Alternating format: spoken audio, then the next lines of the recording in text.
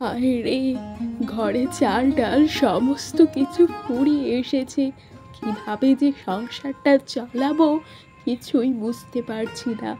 মা, তুমি চিন্তা করো না। আমি কাল ভোর ভোর উঠে কিছু ফল তুলে নিয়ে এসে তা বাজারে বিক্রি করে আমি চাল নিয়ে আসবো।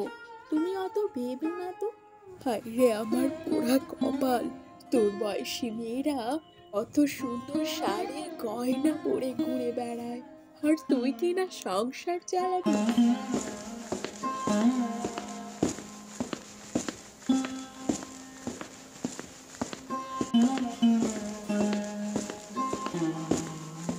শুনেছ গিন্নি, এই রাজ্যের শেষ প্রান্তে এক অপরূপ সুন্দরী মেয়েকে নিয়ে এক বৃদ্ধা বসবাস করে। রানীমা, রাজামশাই একদম ঠিক কথা বলেছেন।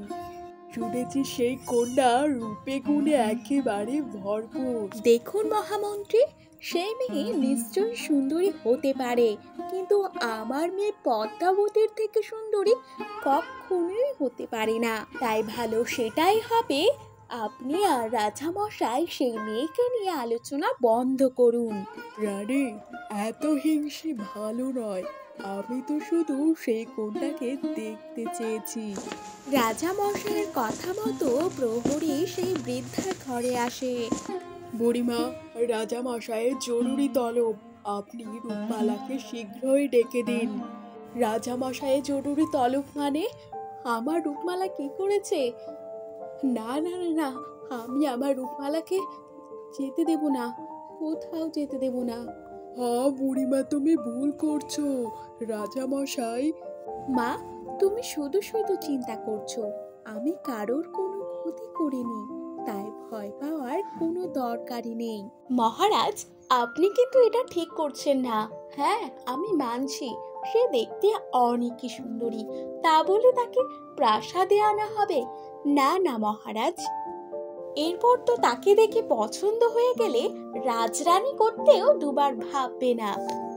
আহ রানী, তুমি আমাকে ভুল বুঝছো। তাছাড়া মেয়েটিকে দেখে যদি রাজপুত্রের পছন্দ হয়ে যায় তবে তাকে রানী করতে আমার কোনো আপত্তি নেই। কিছুক্ষণের মধ্যেই প্রহরী রূপমালাকে নিয়ে রাজপ্রাসাদে আসেন। সত্যি, মন্ত্রীর কথাই সত্যি। মা, তুমি ভয় পেও না। তুমি এই রাজ্যের সব থেকে সুন্দরী কন্যা। বলো বলো, তুমি কি চাও? আজ তুমি যা চাইবে আমি তোমাকে তাই দেব। দেখুন রাজামশাই, ও কি রাজ্যের সব থেকে সুন্দরী কন্যা বলে আপনি আমাদের সন্তানকে ছোট করছেন? আমি কিন্তু এটা কিছুতেই মেনে নেব না। চাল নেই চুলো নেই, তাছাড়া শুধুমাত্র রূপ থাকলেই হয় না, রাজকন্যার মতো গুণবতীও হতে হয়। রানীমা, রাজকন্যার সঙ্গে আবার তুলনা, সে আমি স্বপ্নেও ভাবতে পারি না। না মহারাজ, আমার কিছুই চাই না। এত বড় রাজপ্রাসাদে প্রবেশ করা, আপনাদের দেখা, এ তো পরম সৌভাগ্য আমার। তোমাকে যত দেখছি ততই অবাক হয়ে যাচ্ছি। তুমি শুধু রূপেই সুন্দর নও, তোমার মনটাও বেশ সুন্দর। দাসে দাসে ফুল্লরা। আগে রানীমা, আপনি আমাকে ডাকছিলেন? কোথায় থাকিস কোথায়? এত ডাকাডাকি করার পরও কারো সাড়া মেলে না কেন? আগে রানীমা, কাজে ব্যস্ত ছিলাম তো, এই কারণেই আসতে একটু দেরি হয়ে গেল। ঠিক আছে ঠিক আছে, অত আর কাজের অজুহাত দিতে হবে না। তোকে একটা আমার কাজ করে দিতে হবে, তার জন্য আমি তোকে অনেক সোনার মুদ্রা দেব। সোনার মুদ্রা? কি কাজ রানীমা? বেশি কিছু না, তোকে রূপমালাকে চিরদিনের মতো সরিয়ে দিতে হবে, কাক পক্ষীতেও যেন টের না পায়। না না রানীমা, আমি এই কাজ করতে পারবো না। রাজামশাইয়ের কানে যদি যায় তাহলে তো তিনি আমার গর্দান নেবেন। না না রানীমা, আপনি আমাকে ক্ষমা করুন, আমি এই কাজ করতে পারবো না। করতে পারবি না? তুই যদি এ কাজ করতে না পারিস তবে আমি তোর গর্দান নেব। তাই তোর পক্ষে ভালো সেটাই হবে যেটা আমি বলছি।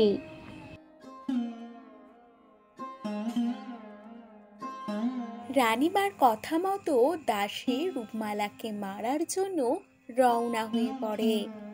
আরে রূপমালা, তুমি বুঝি জল আনতে যাচ্ছ? সত্যি তোমাকে দেখলে সব কষ্ট যেন দূর হয়ে যায়। আপনি কে? আপনাকে তো চিনতে পারলাম না। আমি? আমাকে চেনার দরকার নেই। এত গভীর জঙ্গল দিয়ে যাচ্ছ জল আনতে, তোমার কোনো ক্ষতি হতে পারে। চলো দেখি, আমিও যাব তোমার সঙ্গে। রূপমালা নদীর পাড়ে জল নিতে ফুল্লরা পিছন থেকে ধাক্কা দিয়ে নদীতে ফেলে দেয়। আমার কাজ শেষ, এবার খবরটা গিয়ে রানীমাকে দিতে হবে। রাজামশাই, আপনি আমার মেয়েকে খুঁজে দিন। নদীতে জল আনতে গিয়ে সে আর ফেরেনি রাজামশাই। আমি অনেক খুঁজেছি সারা গ্রাম, কিন্তু রূপমালাকে কোথাও পাইনি। সে কি বলছো? রূপমালাকে খুঁজে পাওয়া যাচ্ছে না? আচ্ছা বেশ, তুমি এখন যাও, রূপমালার খোঁজ পেলে আমরা তোমাকে জানাবো। মা, কে আপনি মা? আমার প্রাণ বাঁচালেন। কি করেছে পড়ে গেলাম, কিছুই বুঝতে পারিনি। এই সবে রানীর ষড়যন্ত্র। তুই ভীষণ সৎ এবং দয়ালু, তাই তোকে আমি বাঁচিয়েছি। এখান থেকে সোজা রাজপ্রাসাদে চলে যাবি। সেখানে তুই তোর সব প্রশ্নের উত্তর পেয়ে যাবি। রাজামশাই, আপনি আমাকে ক্ষমা করে দিন। আমি রানীমার কথায় রূপমালাকে হত্যা করতে বাধ্য হয়েছি। বিশ্বাস করুন রাজামশাই, আমি রূপমালাকে হত্যা করতে চাইনি। এমনকি রানীমা আমাকে এই রাজ্য ছাড়ার হুমকিও দিয়েছেন। না মহারাজ না, ওই দাসী মিথ্যে কথা বলছে। তাছাড়া আমি রূপমালাকে মারতে যাব কেন? আমি এই রাজ্যের রানী। আমার কথা না শুনে আপনি ওই দাসীর কথা বিশ্বাস করছেন? হ্যাঁ রাজা মশাই, দাসী ফুল্লরা একদম ঠিক কথা বলেছেন। রানীবাই আমাকে হত্যা করার চেষ্টা করেছে। ফুলপুরের জন্যই আমি বেঁচে আছি রাজা মশাই।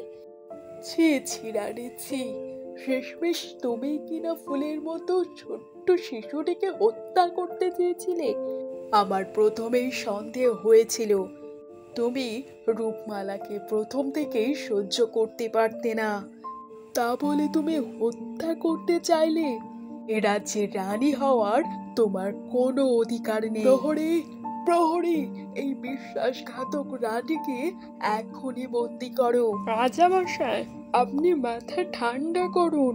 হ্যাঁ, রানীমা ভুলবশত একটা ক্ষতি করে বসেছে, কিন্তু এত বড় শাস্তি রানীমাকে দেবেন না। ছি ছি মা, আমি ভাবতে পারিনি তুমি এমন কাজ করবে। বাবা, এতদিন পর যে কালে রূপমালা ফিরে এসেছে, আমি রূপমালাকে বিয়ে করতে চাই।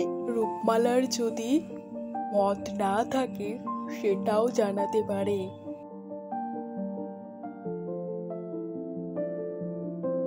তোমাকে তোমাকে আমি ছাড়বো না। গরিবের মেয়ে হয়ে রানী হওয়ার স্বপ্ন। দেখো দেখো কিভাবে ঘুমোচ্ছে দেখো। অপয়া অলক্ষণী মেয়ে, আমার মাকে কারাগারে বন্দি করে তুমি শান্তির ঘুম ঘুমাচ্ছ? ছাড়বো না, আমি কিছুতেই তোমাকে ছাড়বো না। তারপর পদ্মাবতী রূপমালাকে তাড়াবার জন্য অনেক ফন্দি আটতে লাগলো। রাগে গজগজ করে বলে, রূপমালা, আমি তোকে ছাড়বো না। ছি ছি দাদা, একটা বাইরের মেয়ের জন্য তুই আমাদের মাকে কারাগারে বন্দি করলি? হ্যাঁ, আমি মানছি সে রূপে গুণে একেবারে ভরপুর, তা বলে তুই মাকে কারাগারে বন্দি? বাবাও কিনা মাকে ভুল বুঝলো শুধুমাত্র ওই মেয়ের কথা শুনে। না দাদা না, আমি কিন্তু ওই মেয়েকে ছাড়বো না। আহ পদ্মা, তোর মতো আমিও অনেক কষ্ট পেয়েছি, কিন্তু তুই কি জানিস, মা এক ফুলের মতো নিষ্পাপ পবিত্র মেয়েকে হত্যা করতে চেয়েছিল। তাই আর কষ্ট না পেয়ে সত্যটাকে মেনে নিতে শেখ।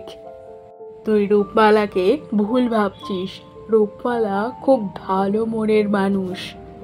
একদিন রূপমালা বাগানে বসেছিল, তখনই এক ভিখারিনী এসে তাকে বলে, শোনো শোনো রূপমালা, আমি জানি তুমি খুব নিষ্পাপ এবং ভালো মনের মানুষ, তাই তো আমি এসেছি তোমাকে সাবধান করতে। তোমার এখন সাবধানে থাকা প্রয়োজন। এই প্রাসাদে তোমার জন্য পদে পদে বিপদ লুকোনো রয়েছে। বিপদ? এই রাজপ্রাসাদে? কে তুমি? আর এই রাজপ্রাসাদের মধ্যে তুমি এলেই বা কি করে? তাছাড়া তুমি আমার বিপদের কথা কি করে জানলে? বৌদি, পাগলের মতো তুমি কার সঙ্গে কথা বলছো? যাকে ছাড়ো, এই প্রাসাদের চার দেওয়ালের মধ্যে বন্দি না থেকে আমাদের দিঘির পাড়ে গিয়ে একটু দেখো, মনটা ভীষণ ভালো থাকবে। হ্যাঁ, আমি মানছি তোমার আমি অনেক ক্ষতি করার চেষ্টা করেছি, কিন্তু যতই হোক তোমার গর্ভে এই রাজবংশের সন্তান রয়েছে, তার কিভাবে আমি ক্ষতি করি বলো দেখি? তাই বলছিলাম আর কি। কারিনীর হঠাৎ আগমন এবং পদ্মাবতীর পরিবর্তন রূপমালাকে ভাবিয়ে তুলেছিল। ভিখারিনী কি ভুলে গেলেন? বিপদ? কিন্তু কে আমার ক্ষতি করতে চাইবে? অন্যদিকে রাজকন্যার এমন পরিবর্তন আমি তো কিছুই বুঝতে পারছি না। পদ্মাবতী তার মায়ের সঙ্গে হওয়া অন্যায়ের প্রতিশোধ নেওয়ার জন্য রূপমালার উপর প্রতিশোধ নেওয়ার চেষ্টা করতে থাকে। রূপমালা সেই জলে পা দিতে সেখানেই পড়ে অজ্ঞান হয়ে যায়। রাজপুত্র চিন্তায় পড়ে যায়। রূপমালার কক্ষে যথাসময়েই বৈদ্য এসে পড়েন। রাজপুত্র, যা দেখছি তাতে কোনো চিন্তার কারণ নেই। রানীমার তেমন একটা ক্ষতি হয়নি, তবে সাবধান। এই সময় রানীমাকে সাবধানে চলাফেরা করতে হবে। না না না, এটা কিছুতেই হতে পারে না। বেঁচে গেল? কিন্তু কিভাবে? না না না, এবারে আর নয়, রূপমালাকে এবার শেষ করে দিতে হবে। পদ্মাবতীর পায়ের সামনে সাপ দেখে রূপমালা ছুটে আসে সেখানে। পদ্মাবতী, বোন আমার, কেমন আছিস তুই? রূপমালা আবারও তার প্রাণের ঝুঁকি নিয়ে তোকে বাঁচালো। কে? রূপমালা? রূপমালা আমাকে বাঁচিয়েছে, যার ক্ষতি করার জন্য আমি দিন রাত ভেবে গেছি, সেই কিনা আমার প্রাণ বাঁচিয়েছে। কাল রূপমালা তোমার পড়ে যাওয়ার কারণে আমি ছিলাম। মায়ের প্রতিশোধ নেওয়ার জন্য আমি অন্ধ হয়ে গেছিলাম। পারলে আমায় ক্ষমা করে দিও।